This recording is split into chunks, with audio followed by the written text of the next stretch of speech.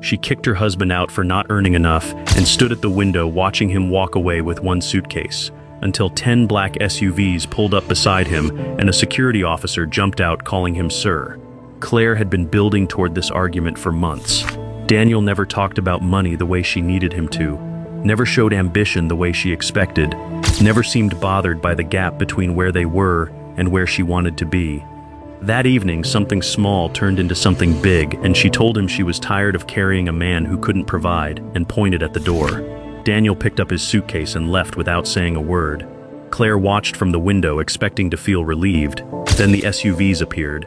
10 of them moving in a convoy down their street, the kind of vehicles she associated with politicians and people who operated in a completely different world from the one she and Daniel had been arguing about 10 minutes earlier. She assumed they were heading somewhere past their building, but they stopped directly beside Daniel. A security officer stepped out, looked at Daniel and said they were late and that the board had been waiting. Daniel handed his suitcase to another officer, got in the back seat, and the convoy pulled away and was gone within 30 seconds. Claire stood at the window for a long time after that. She called Daniel immediately, but he didn't answer.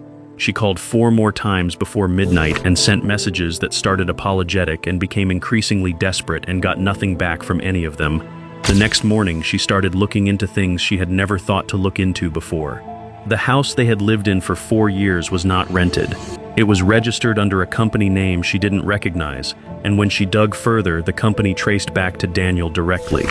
The watch he wore every day that she had always assumed was decent but ordinary was a model that sold for several $100,000. His car, which she had always thought was simply practical, was registered under a shell company connected to a private investment firm.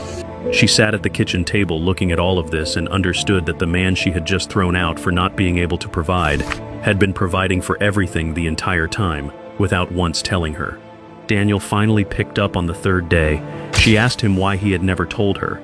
He said he had a question for her first and then went quiet, and she waited and the question never came because he hung up. That was when his brother called her instead. Comment part 2 to find out what he told her.